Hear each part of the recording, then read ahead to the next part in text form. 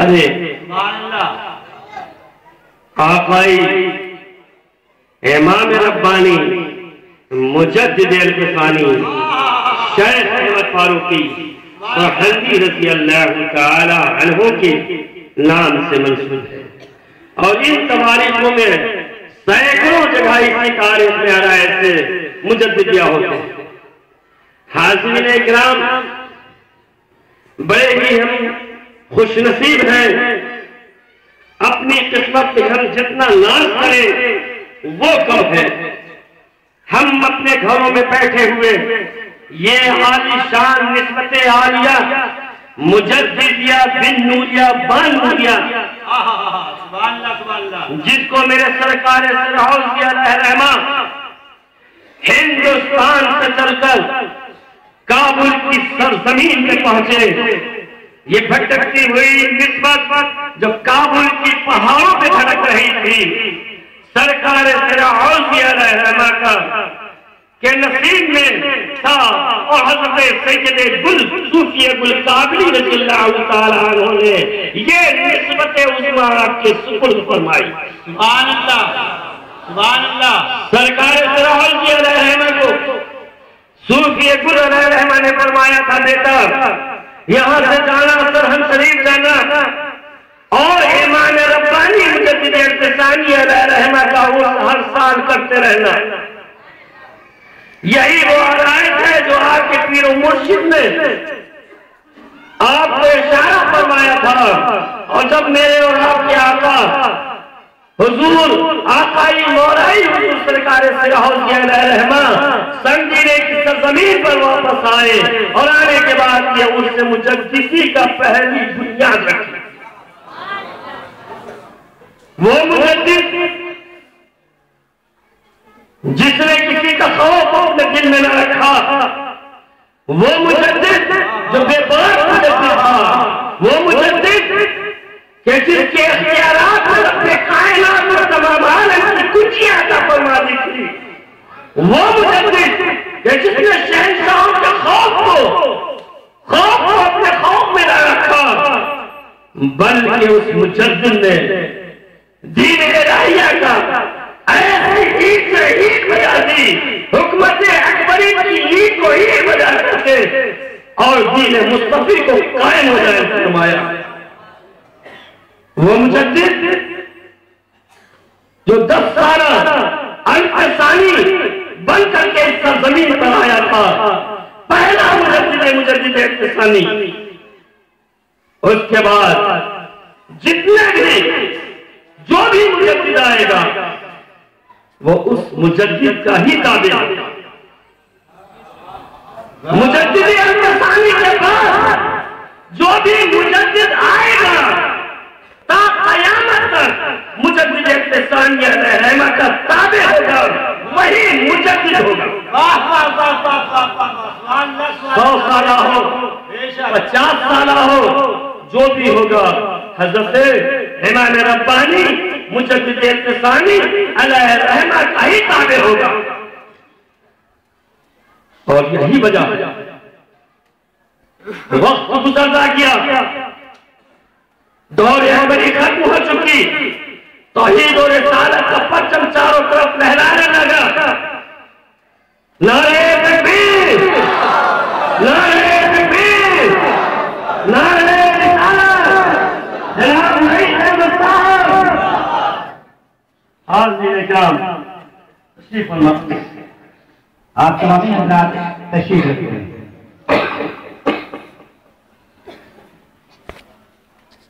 آئیے آقا پہلے آقا نامدار پر درود شریف کی جانی پیش کریں۔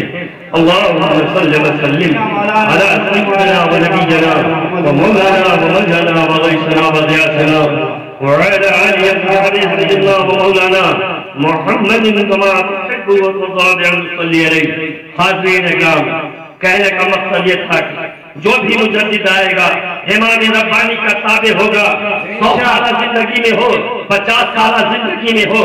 میرے دوستوں، میرے امام ربانی مجدد الفسانی علیہ رحمہ نے فرمایا کہ اللہ تعالیٰ نے یہ نسبت عظمیٰ اور یہ خاص دولت عظمیٰ مجھے عطا فرمائی ہے کہ میرے بعد میرے ہی سائن سے وہ مجدد کہلا ہے۔ سبحان اللہ سبحان اللہ سبحان اللہ سبحان اللہ۔ میرے دوستوں، توحید سے جوڑا جا رہی تھی مجدد ثانی علیہ الرحمہ نے دین محمدی کا پرچار فرمایا۔ یہود اور نصرانہ کو برداشت نہ ہوا کہ جن کو ہم ٹکڑوں میں کرنا چاہ رہے تھے، ایسے مجدد پھٹی بوریوں پہ بیٹھنے والا ایک تنہا شخص جس نے حکومت اکبری کو ملا کر کے رکھ دیا، اینٹوں سے اینٹیں ملا کر کے رکھ دی، قلعے اکبری کو منہدم کر دیا اور دین اکبری کو ختم کیا، دین مصطفی کو پھر قائم ہو گیا۔ سبحان اللہ۔ اور یہ دین مصطفی قائم ہونے کا مقصد یہ تھا کہ اے ایمان کی حرارت رکھنے والے، جس نے کلمہ طیبہ لا الہ الا اللہ محمد رسول اللہ پڑھ لیا، اس کے اندر جذبہ ایمان پیدا ہوا، جس طرف رخ نے کیا، جس طرف اس نے رخ کیا، اسلام کا پرچم لہراتا ہوا نظر آیا۔ سبحان اللہ سبحان اللہ سبحان اللہ۔ نعرہ تکبیر، نعرہ رسالت، فیضان سرا حوضی، ذکر سرا حوضی، نعرہ تکبیر۔ یہود نے ہماری تواریخ کو پڑھا تھا، ہمارے کتابوں کا مطالعہ کیا تھا، ان کے دل میں بھی آیا تھا کہ اس کلمہ طیبہ لا الہ الا اللہ محمد رسول اللہ کے پڑھنے والوں کے اندر اس جذبہ ایمان پیدا ہو جاتا ہے، ایسا جذبہ ان کے اندر پیدا ہوتا ہے جو موت اور زندگی کی کوئی فکر نہیں کرتے۔ اور انہوں نے ایک جراثیم ایسا پیدا کیا، بہرحال توحید کا معاملہ تھا۔ حضرت مجدد پاک علیہ الرحمہ نے پھر دین مصطفی قائم فرمایا، پھر یہود اور نصارہ بیٹھے، اب کیا کیا جائے؟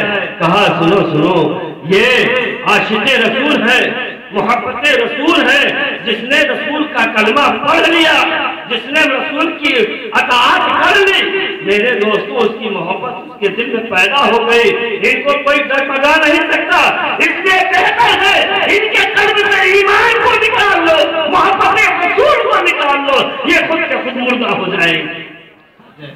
بم اور بھالے اور بندوق کی ضرورت نہیں ہے، بلکہ دل کے اندر سے محبت رسول کو نکال لو، یہ مٹی کے پتلے ہو جائیں۔ یہی وجہ تھی یہود اور نصارہ نے علماء کو خریدا۔ ہر دور میں خواہ وہ کربلا کا میدان ہو، خواہ وہ دور مجددی کا میدان ہو، خواہ وہ دور امام احمد رضا خان بریلوی کا زمانہ ہو، ہر دور میں علماء بکا ہے۔ دین کو اگر نقصان پہنچا ہے تو ہمارے بھائیوں سے نقصان پہنچا۔ اکبر کے بھی زمانے میں علماء بھی موجود تھے، وہ علماء جن کا پیٹ بہت بڑا تھا، وہ جو دین جو علم کو رکھتے تھے، شریعت کی علم رکھتے تھے، حدیث کا علم رکھتے تھے، قرآن کا علم رکھتے تھے، لیکن ایمان سے خالی جو بکنے والے تھے، یہود و نصارہ نے خرید لیا اور خریدنے کے بعد کہا سنو، ہم تمہاری محفل میں جائیں گے نہیں، بلکہ تم علماء کا لباس پہن کر کے ان کے اندر جاؤ، آپس میں نفاق پیدا کرو۔ نفاق کیا ہوگی؟ ان کے دل سے تمہیں محبت رسول کو نکالنا ہوگا۔ ایسا عالم لمبی ٹوپی کرتا پہنے ہوئے ہماری شکل میں میرے پاس آتا ہے، کتابوں کو لکھتا ہے، احادیث رسول شروع کر دیتا ہے کہ جس کے نماز کی حالت میں محمد رسول اللہ صلی اللہ علیہ وسلم کا خیال آ جائے، اس کی نماز نعوذ باللہ من ذالک بات۔ اپنے نبی کی اتنی ہی تعظیم کرو کہ جتنے اپنے بڑے بھائی کی تعظیم کرتے ہو نعوذ باللہ من ذالک، اور یہ کافر پھیلتا ہوا نظر آ رہا تھا۔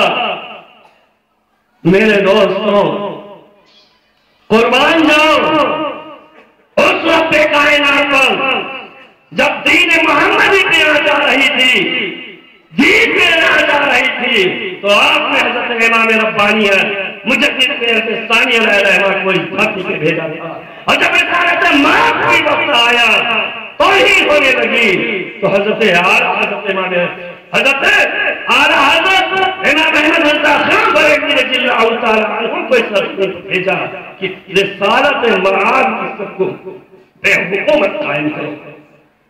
آپ تشریف لائے اور بڑا ہی احسان ہے ان کا، آج ہماری جو خانقاہیں آباد ہے، آج جو سادات کا مقام دلایا پہچان کروائی تو وہ آپ ہی کی ذات ہے۔ بے شک الاحسان و الا الاحسان، احسان کا بدلہ احسان سے۔ اللہ